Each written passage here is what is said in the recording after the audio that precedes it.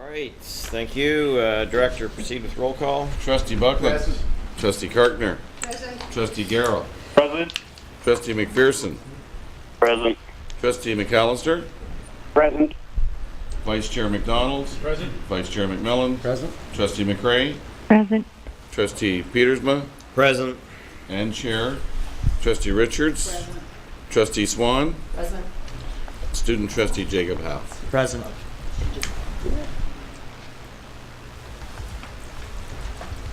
Okay, motion to approve the agenda. Trustee McDonald, Trustee McMillan. All in favor? Yep. Yeah. Carries. Any declarations of conflict of interest?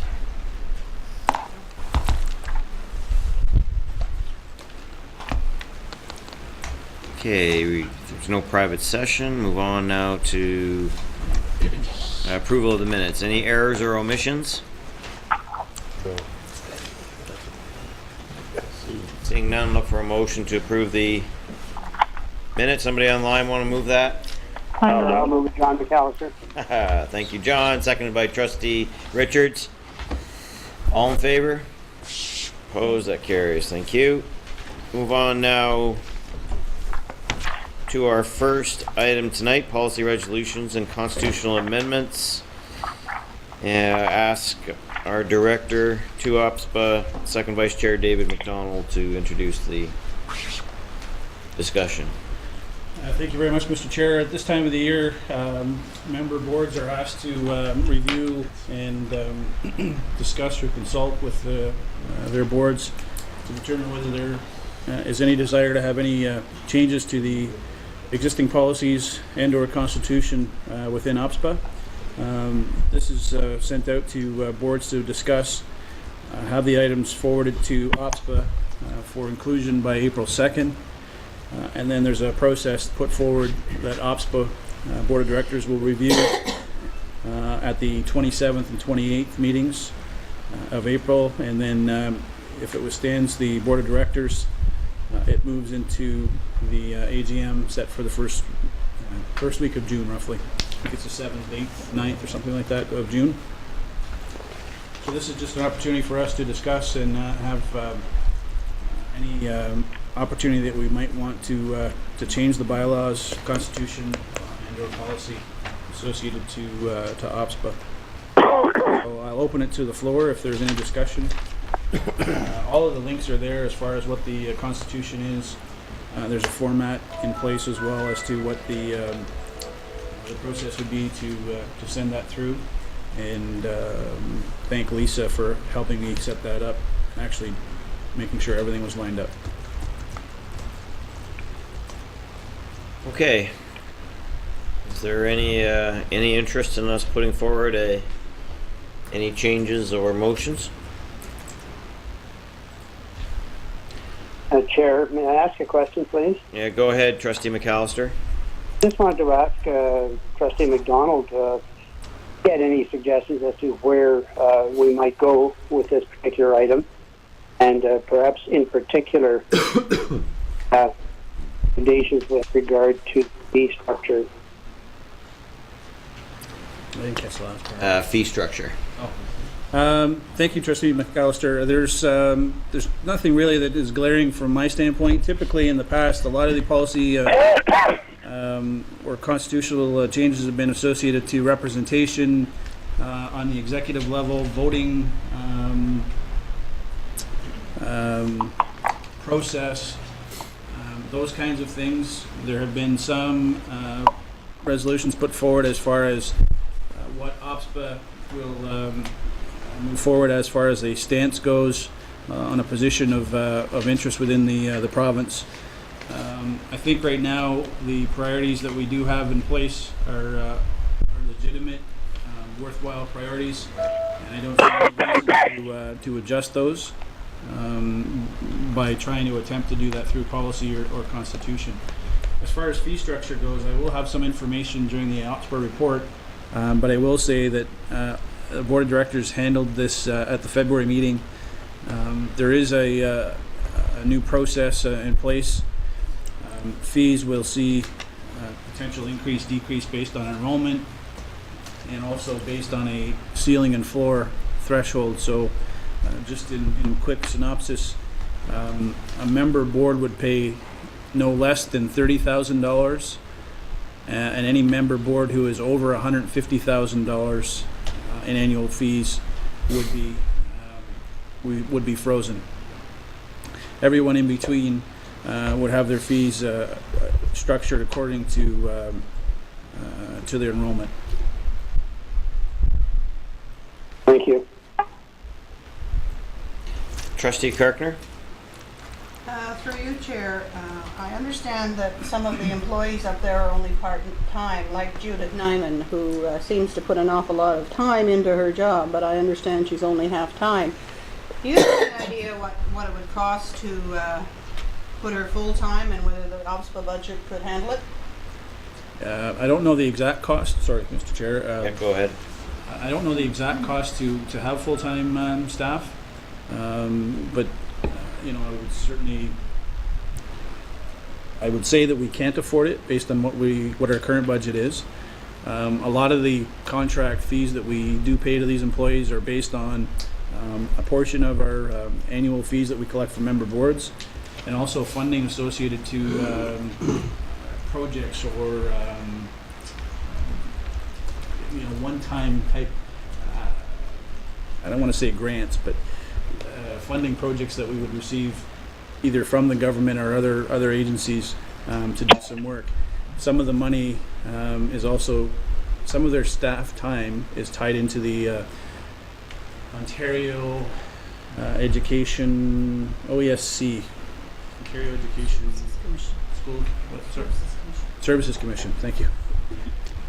So they also share some time associated to that. So even though they may be part-time associated to OPSPA, they may be doing some other work full-time or part-time in the OESC. Judith is one, Wayne McNally. I mean, there are only a key handful of people that are actually full-time with OPSPA. Most of those being the administrative support staff, and then the, for lack of a better term, the leaders that advise us, the Judith, the Wayne, the Jennifer McIntyres.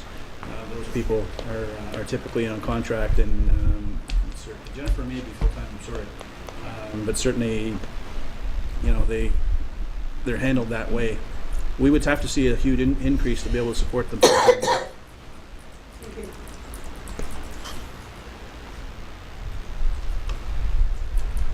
Okay. All right, well, thank you very much, Trustee McDonald. We'll certainly look forward to what other boards have to offer, and we'll be bringing that forward. Exactly. So everything would be brought to the board on April 2nd, and April 27th and 28th, the Board of Directors meeting, and then from there I would have that information available for you at our May meeting, which then the AGM would be held on the 7th, 8th of June. Okay. Move now to the report from Committee of the Whole, public session, March 7th, 2012. There are two motions. First one deals with approval of policy 452. Do I have a mover and a seconder for that? I'll move it. Trustee McPherson, seconded by First Vice McMillan. Any comments or questions? Trustee Swan? I still think we should have had more feedback from the school community, or feedback from the school communities and parent councils. Okay, thank you. Any other comments? All in favor? Yep. Yep. Opposed? One opposed then? Okay. All right, thank you. Policy 452 is passed. Are you voting or not? Oh, I didn't know if we were, okay, sorry. I don't know. I wasn't that impressed last time. Want to try it for the next one? All right, we'll try it for the next one. Second motion from the Committee of the Whole regards declaring Maple Ridge Public School surplus. I have a mover and a seconder for that.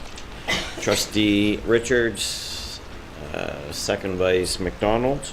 Any comments or questions? Okay, it's open. All in favor? Well, we gotta do Yep. voting here. Yep. If you're logged in, you can vote. Was that for?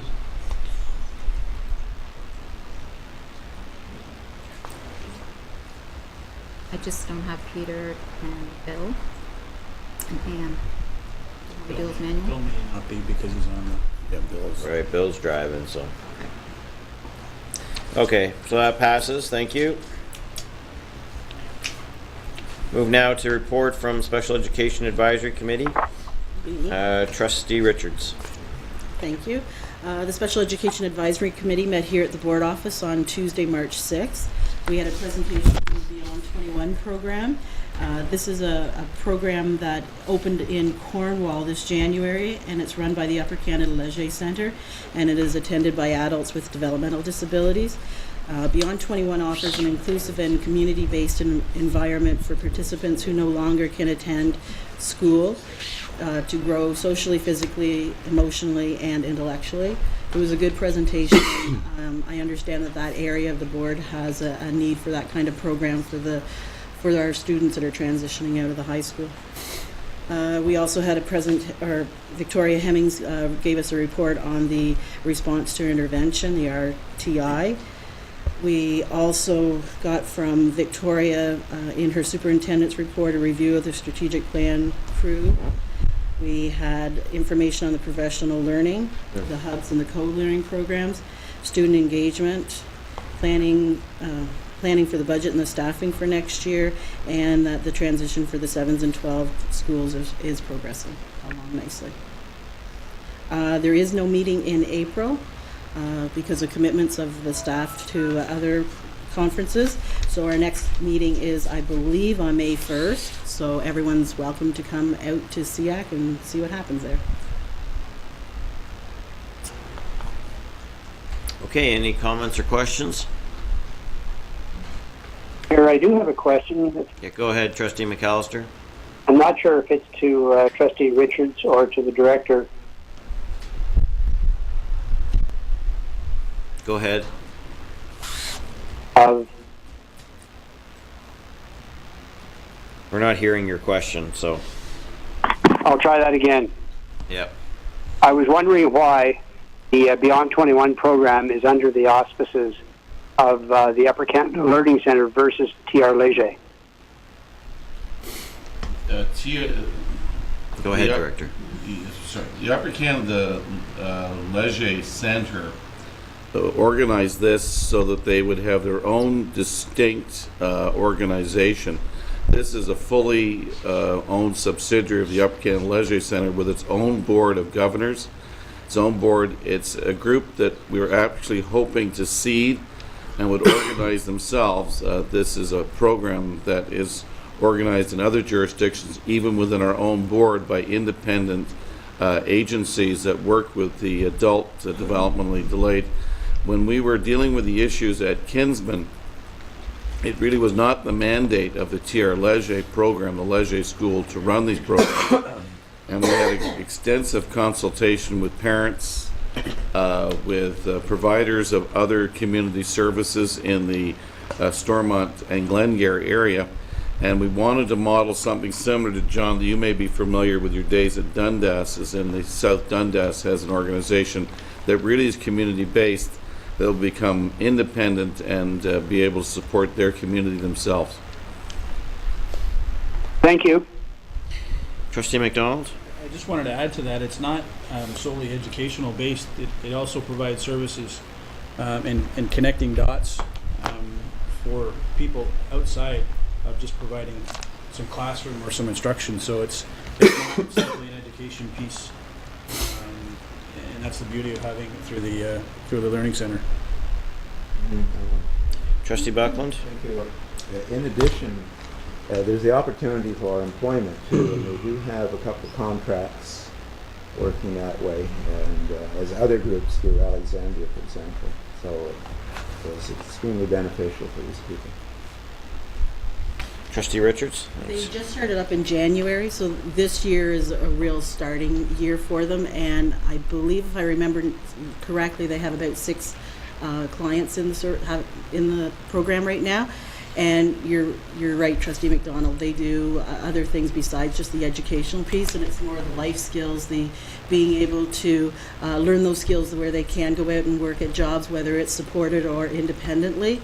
My understanding was that they have a lot of volunteers right at the moment that help with some of this going out into the community.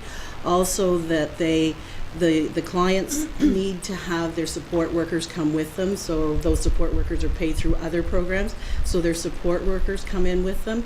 And one of the programs that they're working on right now is that they have a whole muffin making adventure going on, where they make muffins for the school lunch or breakfast programs locally. So that's quite a little enterprise that they have going there, and it's located at what school is it? And if they need to use the industrial kitchens there, they're able to go down the hall and use the industrial kitchens if they have more muffins to make that day. And I just thought it sounded like a great program. And from someone that has a daughter in a program here in the Smith Falls area, they're starting out small, but they're starting out with a very limited funding, because I know what my daughter pays where she goes, and it's nowhere near what the resources that they have. So there are some limitations to the size of the program at the moment and how much support outside that they can do. But they do bowling, they do swimming, I think they said they go out. So it's recreational stuff as well as being with your peers and making those friendships that are adults with disabilities need to have their own set of friends. Thank you, Trustee Richards. Any other comments or questions? Just one, Chair, if I could, please. Yeah, go ahead, Trustee McAllister. I'm not sure if it's appropriate to ask it at this point, but I wanted to, I'm looking at Superintendent Hemming's report, and she does refer to the transition for 7 to 12 schools and the progress that is being made. I'm wondering if she or someone could advise me as to what is, what is the status of the transition, reports and teams and whatnot. Director? John, good question, and it's one of our ongoing concerns as we have moved through our final wave across the system of our 7 through 12 movement. The fact is, we sit here, we're actually very, very pleased with the first 3 iterations have proven to be very, very successful, and successful in the sense that our students are doing well, our teachers have extremely good places to work and do their best in, and that we have watched the relationship between 2 different groups, bargaining groups, really work hard to make it work within the buildings with their principals. That has been a good foundation for this group to move through. And as we sit here right now, we can say with a good level of confidence we're ready for the final wave to move through. It's going to be, again, for Jeremy's department, a great deal of work, but they've proven over the last 3 summers that they're up to the task. The piece that we're looking at right now is dealing with some of the issues of parents and schools and different things of that nature, and we think we have been able to work that out, particularly in your area, John.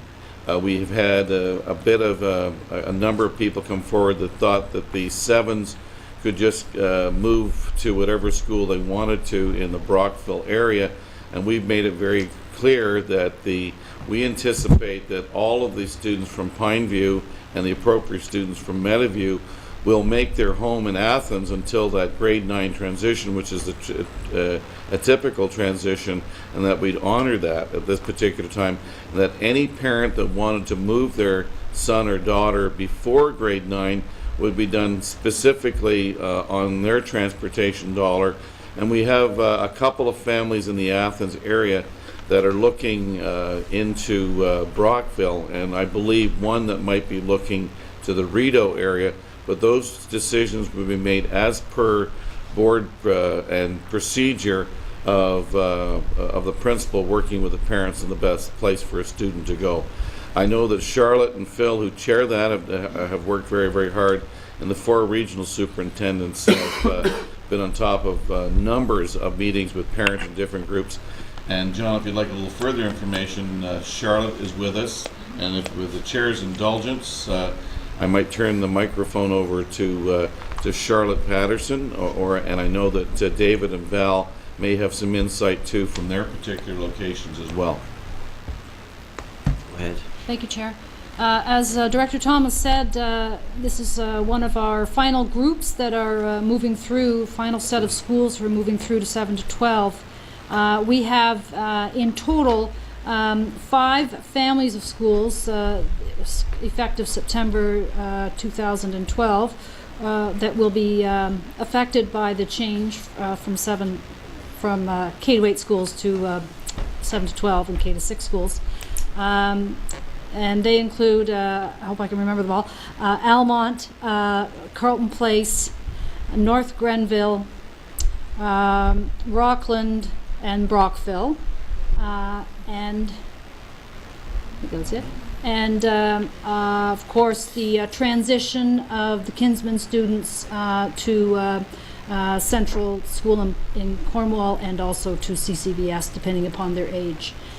So on the operations side, we've met every month with our principals and worked through a variety of matters to ensure that schools are ready to go in September, if not before. As Director Thomas said, there's lots of work for the Facilities Department under Chief Information Officer Hobbs' leadership, and I can tell you that the principals feel very positive and confident when Jeremy comes to our meetings and explains the status of various things, and they've worked closely with other members of his department to effect some pretty considerable changes in the schools. A huge thank you to our parent and student communities, as well as our school effectiveness superintendents who led the transition meetings in all of those families of schools. That was a lot of time and energy and effort and good thinking from a number of folks, and we really appreciate that, because that basically will guide the implementation of the 7 to 12 for those schools who were involved. So I think I would concur with what Director Thomas says. It's been a very, the first and second wave that were established, very positive results that we've heard thus far and that we've seen in action, and Director Thomas has visited all those schools, and I think that we're well positioned and ready to go for September 2012. Any other comments or questions? Yes, Chair. Through you, may I ask a question?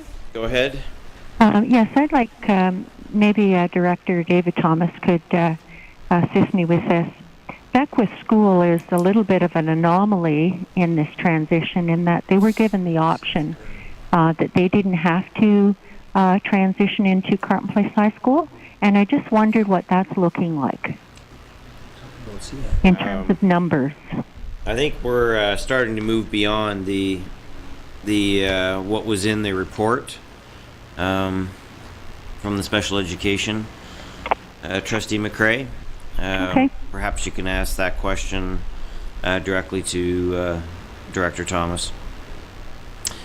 We'll move on now, if there are no further comments or questions, we'll move on now to the Ontario Public School Board's report and ask our Director, Second Vice Chair McDonald to proceed. Thank you very much, Mr. Chair. Yeah, there's a number of things that I need to cover. There's a notice of motion that's coming forward to our next Board of Directors meeting. It's from the Toronto District School Board, and basically what it's asking OPSPA to support something and move on to the Canadian School Board Association. The motion is before you.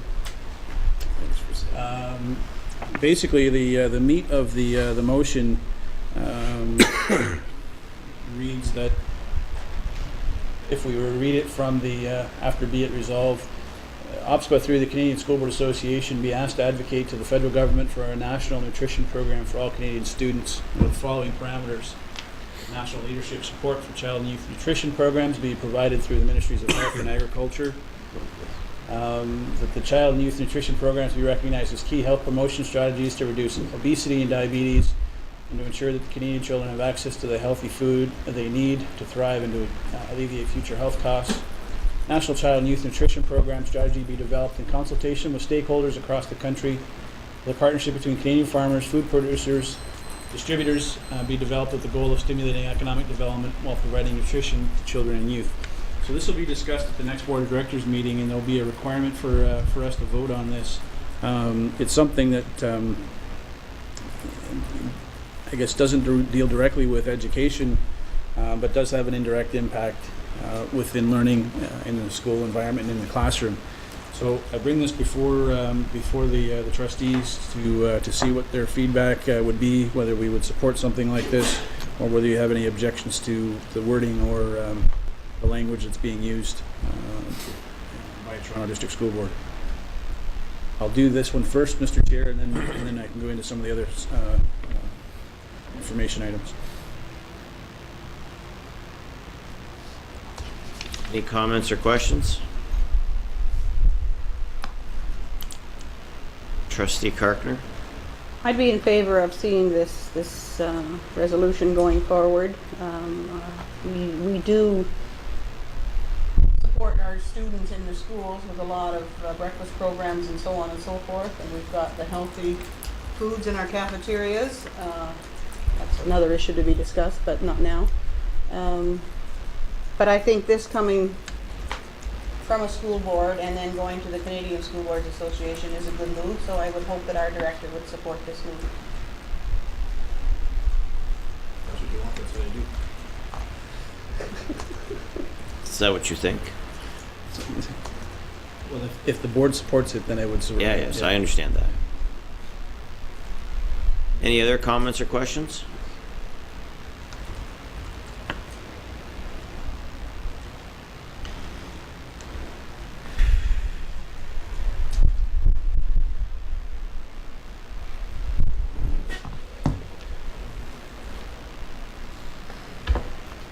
Reminds me a bit of the debate last time, right?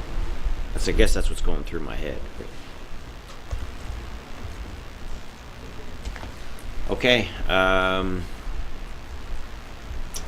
So, would you like to move this, Trustee Karkner? So moved. Seconded by Peter. Trustee Garrow.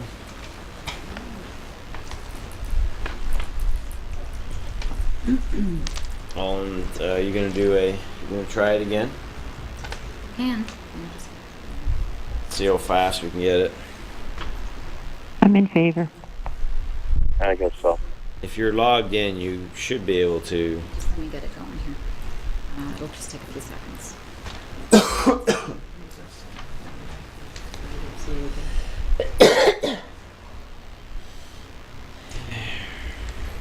Come up here.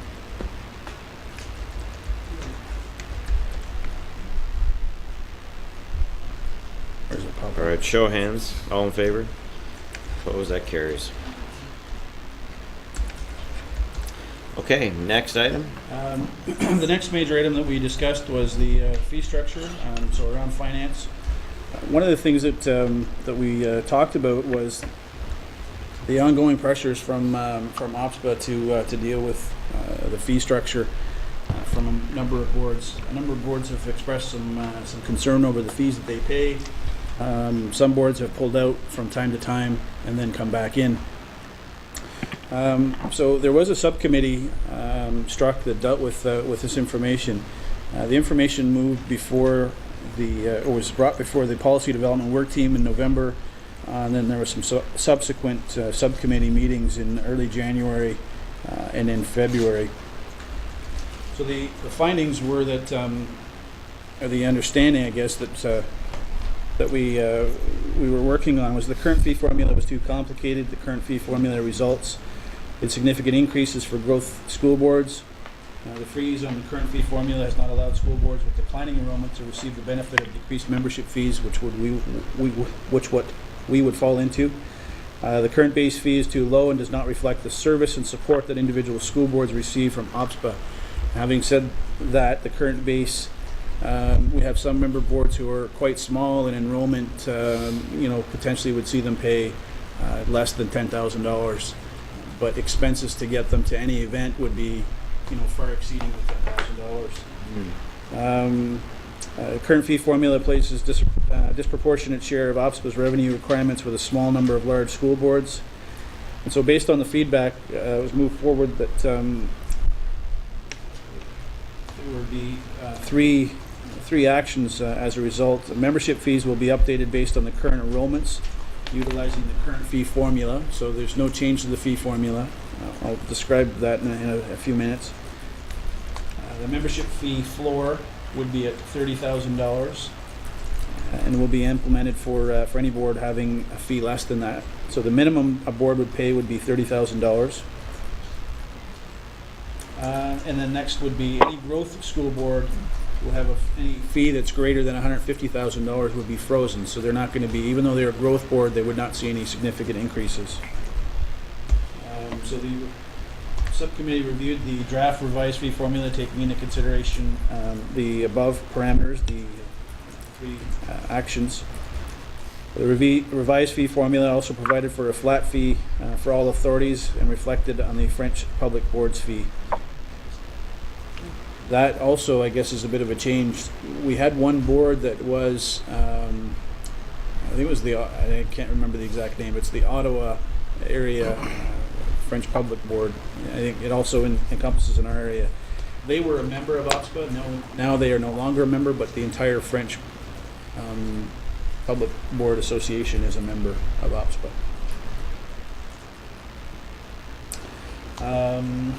So they're a member, but they only pay one fee. Only pay one fee. They only get one vote. But everybody gets the discounted rate at conferences. Yes. They would get that in January anyway because that's their AGM at the same time as their PES. So I'm not sure how they're going to do that now. If they would come to our AGM or our labor relations. Okay.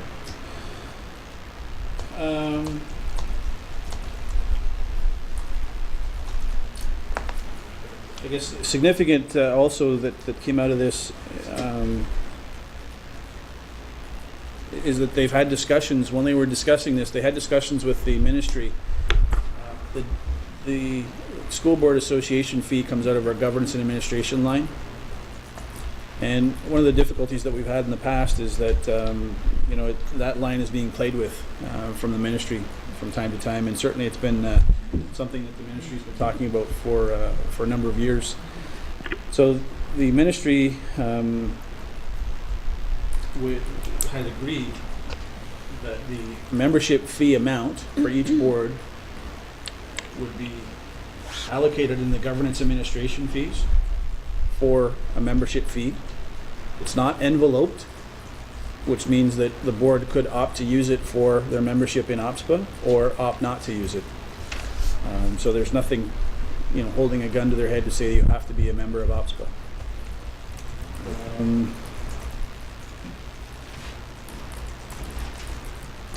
That's pretty well the most significant pieces.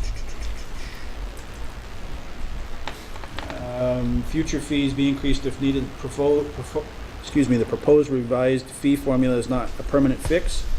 The association will need to continue to review the formula in future years to ensure that it's responsive to the needs of member school boards. And just getting into the fee structure, for our board, we would fall into the 25 to 30,000 full-time equivalent range. Our fee structure is $1. There's 5 decimal points, but we'll go with $1.59 per FTE for the 20 to 25,000 FTE population, and then $1.55 for the 25 to 30,000 population full-time equivalent that we would have. So based on your enrollment, you pay a premium for your first level, and then so much per student after that.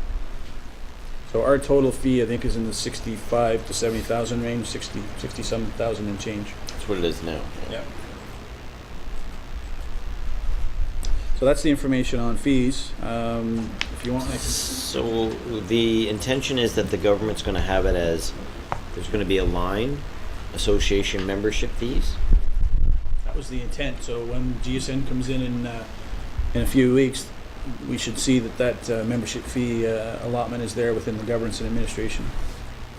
Any comments or questions? Trustee Buckland? I'm just curious, through you to the director, that that French Public Board in our area now sort of rides for nothing. And if it would seem that if the ministry is going to allocate an amount for membership, then they get that membership in our association through the French Public Ontario group, and then do not have to spend the $30,000 on membership. So it seems that is an unfair action. That's the first thing. The second thing is, when I look at I just wonder, looking at directors associations or supervisory offer associations, do they have a voluntary organization where they can opt in or opt out? This would be to the director, I think. So code, is it an opt-in or opt-out? No, it's although it's voluntary.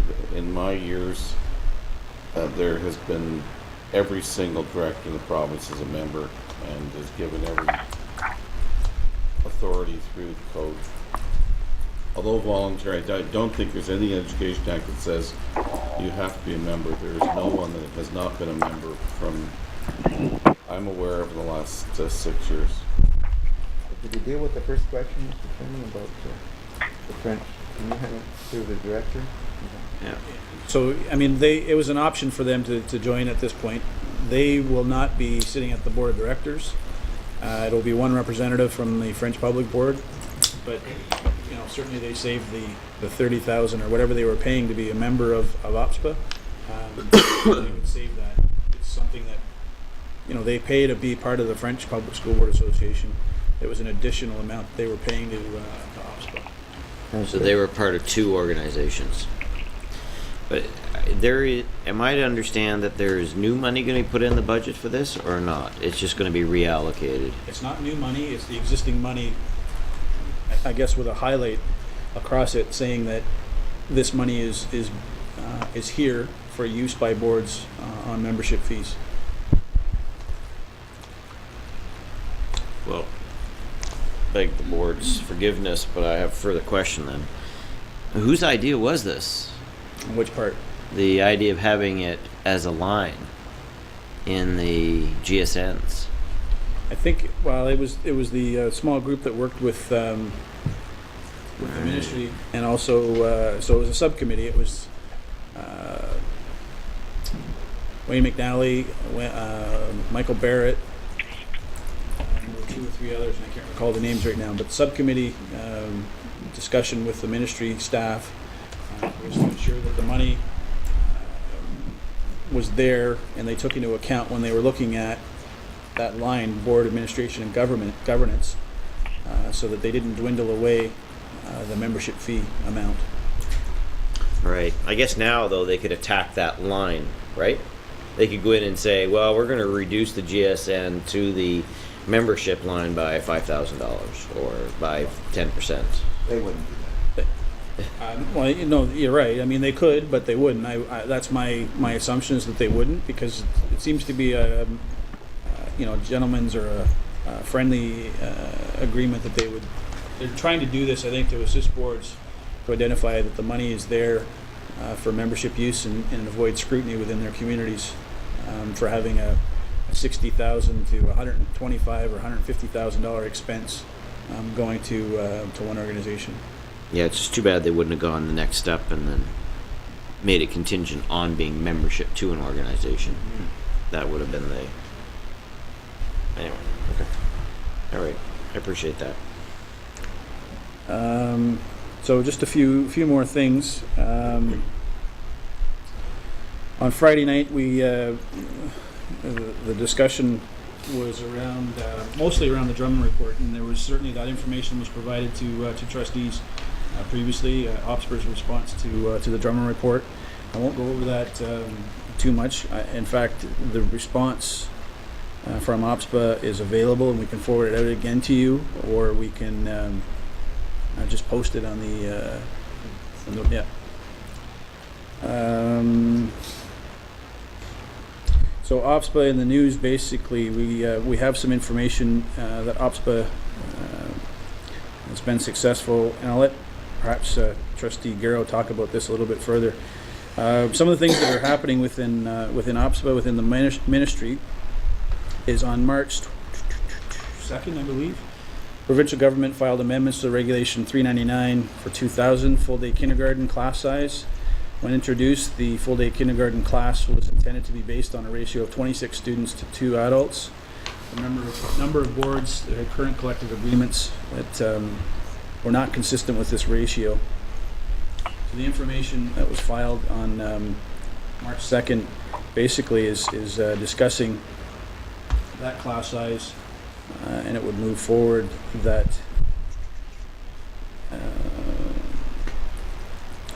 the changes will not affect until September 1st, 2012. The government has made the amendments now to provide boards with information needed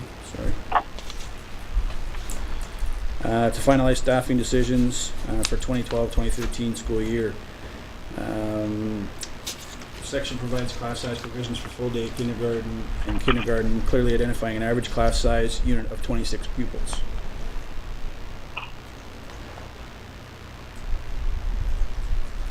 It's basically what's happening for September 2012, and certainly staff may have more information regarding that. So that's moving forward in September. Healthy Schools Recognition Program. March 5th, Minister Broughton sent a letter to members of Healthy Schools Working Table announcing the 2011-2012 Healthy Schools Recognition Program.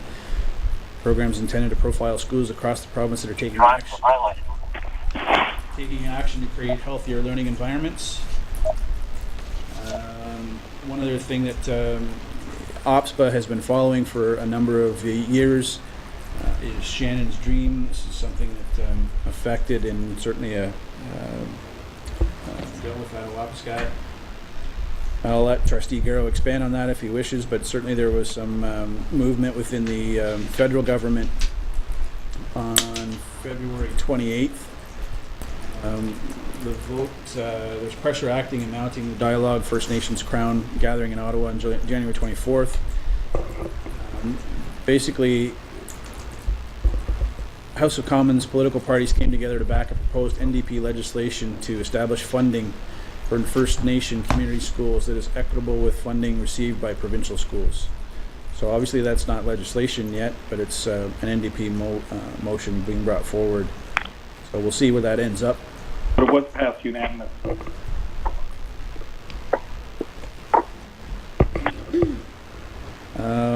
Next, just marking your calendars, some action for OPSPA in the next months. This coming Saturday, the regional meeting is being held in Ottawa. The end of this month is a labor relations conference in Toronto. I think that's in partnership with the Ontario School Board business officials. I think does that make sense? Yes. Okay. And then the AGM for OPSPA is June 7th to the 10th in Thunder Bay. That is my report. Any comments, questions for our OPSPA director?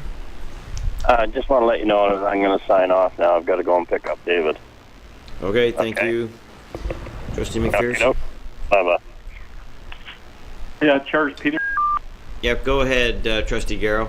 Yeah, I just maybe wanted to add that even during the, it was pretty well, I guess the flavor of the discussion around even the Drummond report was that people have to recognize that it was still only recommendations, not to take too much to heart. But also on the bill for Shannon's Dream and Attawapiskat, of course, that was passed unanimously by all parties and at the House of Commons. So we'll see what happens. But I guess people are still waiting, of course, for the budgets to come down from provincial to see where what pressures are going to be by the provinces and even towards the federal government following the, I guess the National Panel on First Nations Education recommendations and everything else. So we still have to see where that's going to come about. But David, really good report. Mm-hmm. Okay, thank you, Trustee Garrow. Any other comments? All right, thank you, Director McDonald, for your report. Move now to the report of the student trustee. Student trustee Jacob Howe, the floor is yours. Thanks, Chair. This past month has not been very eventful for me, so there's only a couple things I'd like to mention. The first is that our next and final Student Senate meeting for this year is coming up Friday, April 27th. It will again be held at the Kemptville Municipal Center, and I invite all trustees to make it out to witness our student senators in action. As well, regarding the Student Senate, at the past meeting, all of our student senators were given thumb rings and information for starting their own texting and driving campaigns. The same campaigns that all trustees signed the pledge for. And I know that North Dundas will be beginning to host its own texting and driving campaign beginning Monday. I believe Lisa and Bill will be there on Monday for that. And I'll be emailing the senators to find out who else is starting to implement these in their schools as well. Second, the Ontario Student Trustees Association annual general meeting will be held at the end of May in Toronto. And we hope that I'll be able to take Sydney Collard, our incoming student trustee, with me to the conference so that she can get a head start on her involvement with the organization. And that's about all I have for today. All right, thank you. Student trustee Howe, any comments or questions? Okay, thank you. We'll move to remarks, comments. Anything? Trustee McDonald? Trustee Swan? Trustee McAllister? Chair, I'd just like to follow up, if I could, on a question again to the director. It concerns the transitions teams. Would this be appropriate? No. Give the director a call following, please. We're just going to limit this to just remarks, comments, updates on what you've been doing, that kind of thing. Can I come in, Chair? Yep. Go ahead, Trustee Garrow. Yeah, I just that tonight I wanted to be at the meeting, but we had to have a special meeting here. The Mohawk Board of Education has their meeting tonight, but I did meet with Barry Montour and a number of other people for reasons of trying to put forward, I guess, a request to communities who are celebrating 200 years anniversary of the War of 1812 that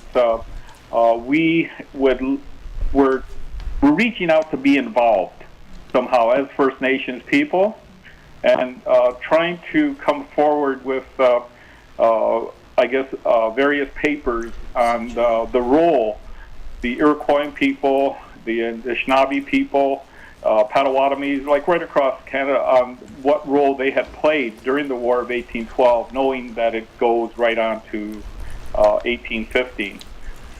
Director Thomas, you might be interested in this because what has sparked the discussion in Akwesasne on all of this is, of course, lacrosse and the spiritual aspect of the game, how it had played a significant role even in preparation for war.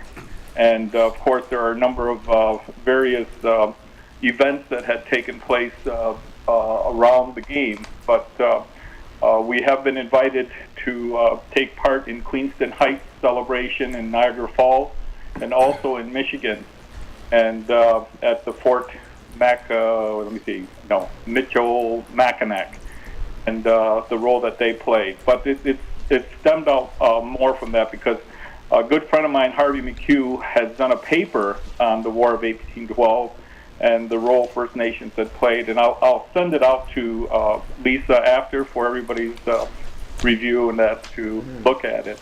but that's one item.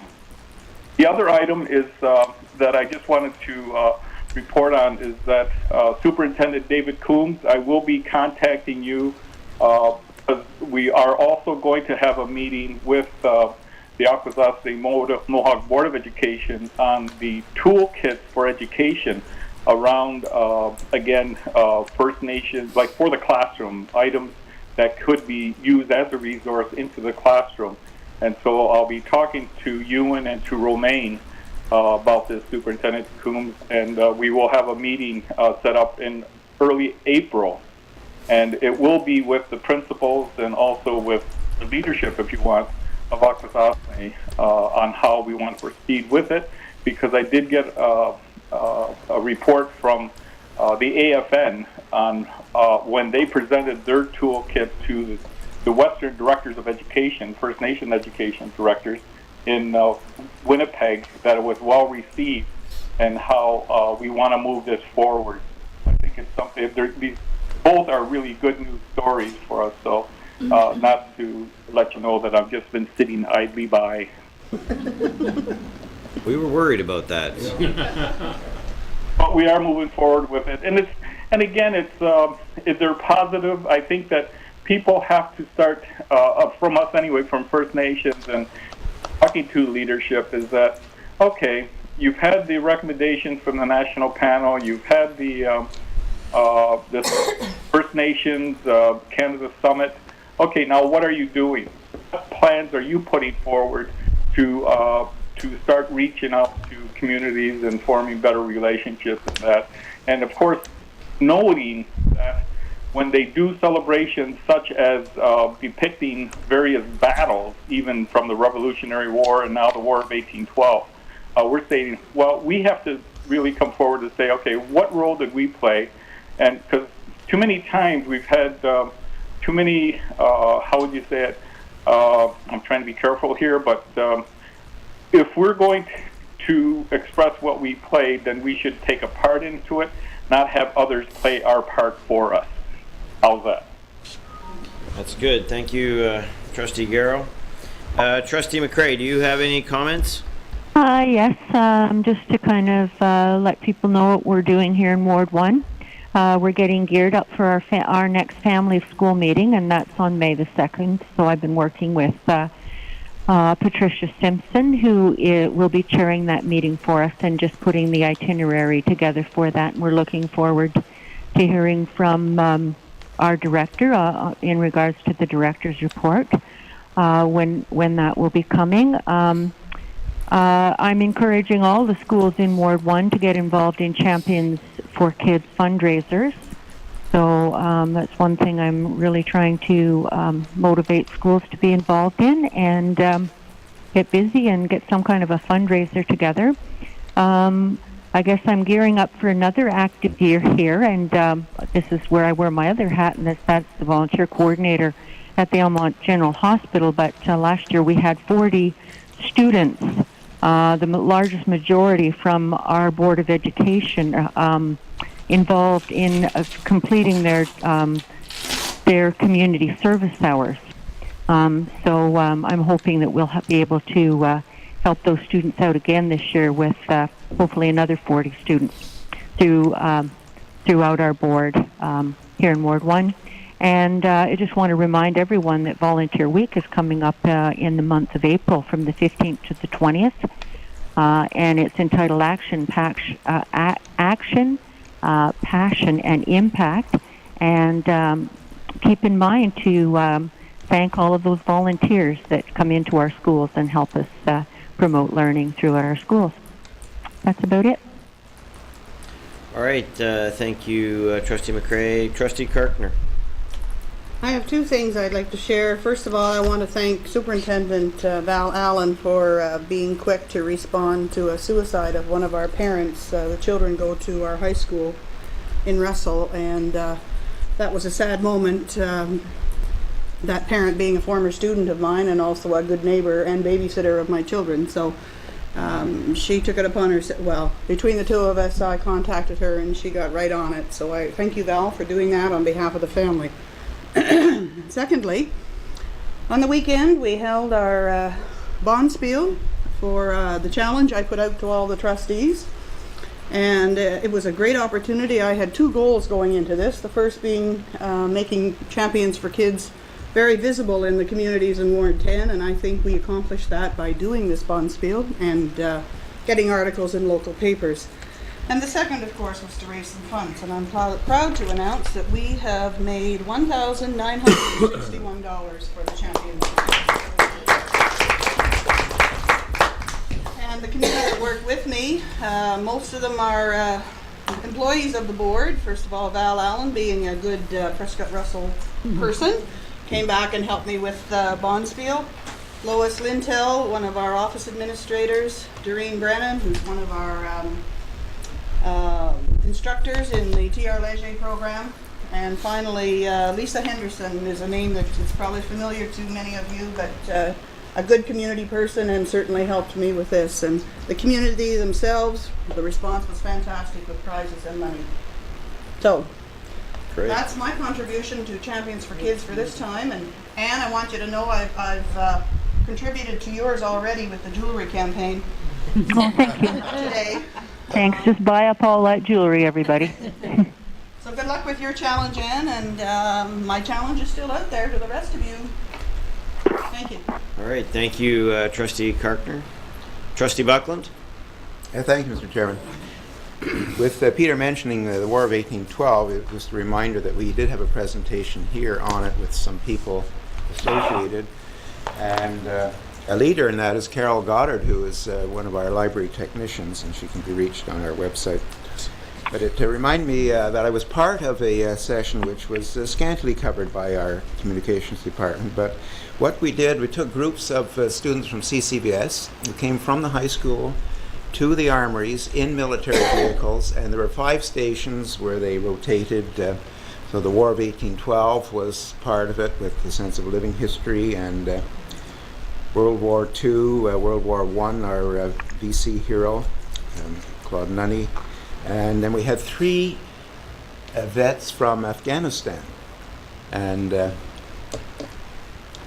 these were high school graduates who had gone to Afghanistan, and it certainly caught their attention when one of the fellows, Corporal, said, "This is the vehicle I was driving over there," and on this projection came a 22-ton armored military vehicle. Well, the eyes were open and the tension was there, and then he was also in a firefight, and he showed some of the action there. And so I think it was a very worthwhile thing. My part was to recall the glory days of school cadets in the 50s, the 1950s, when we didn't ride by military vehicle, but we would march that whole distance, and somehow during cadet inspection we would have our prom, which somehow the girls were able to get their hair done up and get into a formal gown after marching, whereas boys who were regimental only had to change their shirts. And so it was very worthwhile, and it seemed to have the attention. As well, there was a salute to World War II hero, John Angus MacDonald, who's a great uncle of our director here from Cornwall. And he is motivation for the most famous picture of the D-Day landing.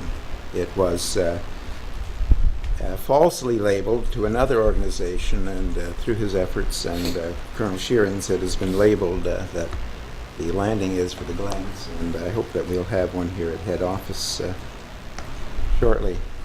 But, you know, when you go back to the War of 1812, I mean, we would be Americans today, you know, with cheap gas and direct flights to Florida. Now, who would want that? So as a result of the War of 1812, I think we should play it up. And thanks would go to the organizers, retired teacher Judy Babka, and Principal Courier, and other people at CCBS, Poirier, Wheeler, Gibbs, these people. It was very worthwhile. Thank you, and thanks for clarifying that it was the 1950s that you were in the cadets and not the 1850s. Have I missed any of the trustees?